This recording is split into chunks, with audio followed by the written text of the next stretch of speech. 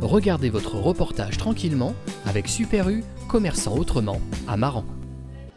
Pour cette troisième édition de la Courson Nature, organisée dimanche 8 mars à Courson par l'association du même nom, 900 coureurs se sont réunis sur les 4 départs de 1, 2, 11 et 22 km. 5, 4, 3, 2, 1, merci à vous de gagner, bonne course, et merci de votre confiance, amusez-vous, vous allez gagner, vous allez prendre nous. Des courses avec des trajets identiques qu'en 2019, quoique cette année, ceux-ci s'annonçaient beaucoup plus boueux suite à plusieurs semaines de pluie tombées sur le territoire. À certains endroits, les coureurs avaient de l'eau jusqu'à mi-cuisse. Pour motiver toute la troupe, un invité de marque a également fait le déplacement, l'ultra-runner Eric Clavry, originaire de la Palmyre. L'homme de 39 ans a un palmarès impressionnant, il a été entre autres champion du monde de trail en 2011, premier au Ground to Ground Ultra en 2017 aux USA avec 273 km, quatrième au championnat du monde de 24 heures 2019 où il fera 272,217 km et battra par la même occasion le record de France de distance en 24 heures qui tenait depuis 20 ans. Eric, qu'est-ce qui vous a donné envie de venir ici à la Courson Nature ?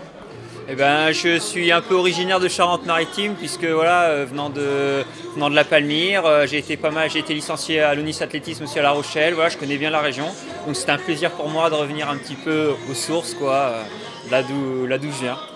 Bon, quelle sensation, quelle impression sur cette première Courson Nature, si je ne me trompe pas ? Pour moi, c'était la première, effectivement, c'était humide, mais vraiment une super ambiance, des sourires dans tous les coins, sur tout le parcours, c'était vraiment un grand bonheur de pouvoir partager ces quelques kilomètres avec tous les coureurs sur tout le parcours. Et justement, côté parcours et résultats, les spectateurs qui sont restés sous la pluie pour applaudir les finishers ont pu assister à de jolis temps réalisés. Sur le 11 km féminin, Véronique Guéry réalise le temps de 44 minutes 26 secondes, suivi de Perrine Rivard, Gaëlane Sereau, Julia Tourneur et Juliette Rémy.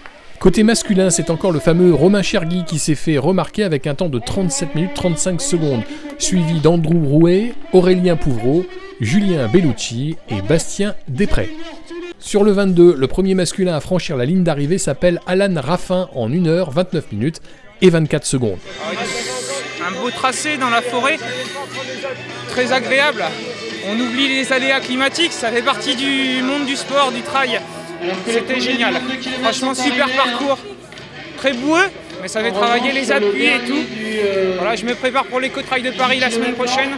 Mon objectif, donc le terrain était impeccable. Super parcours, les bénévoles et tout. Génial.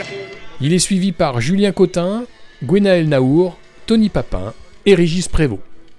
Du côté des féminines, c'est Marie Iwakura qui réalise le temps de 1 h 55 minutes 33 secondes, suivi de Céline Urquin, Martine Gabillot, Lisa Madi et enfin Julie Lebeau. Les trophées et les cadeaux ont été distribués par Eric Clavry et Stéphane Poiroux. Eric Clavry qui va partir dans quelques mois pour un trail montagneux et hors du commun. Mon projet de cette année là, c'est effectivement un très très gros défi, une belle aventure. C'est la traversée des Pyrénées, donc c'est 900 km et 55 000 mètres de dénivelé. Et l'idée, c'est de le faire dans un mode record, donc le plus vite possible. Donc là, je pars sur une dizaine de jours pour pouvoir faire de la Méditerranée à l'Atlantique d'une traite. Avec des phases de sommeil très courtes, voilà, 3h30 par jour et pour optimiser le temps. Comment on se prépare à ça ? On se prépare comme un ultra classique, hein. Pour moi ça va être comme un UTMB ou une diagonale des fous, voilà, classiquement. Après c'est plus une prépa mentale pour anticiper et appréhender au mieux l'épreuve parce que c'est quelque chose que j'ai jamais vécu. Donc ça va être de la découverte, ça va être de l'aventure, il va falloir savoir gérer un petit peu les aléas tout au long du parcours. Et pour ça, voilà, c'est vraiment une grosse prépa mentale pour pouvoir apprendre à souffrir et le mieux possible et arriver au terme de l'épreuve. Vous partez pas tout seul, j'imagine. Enfin, il y a un staff avec vous. Comment ça s'organise tout ça ?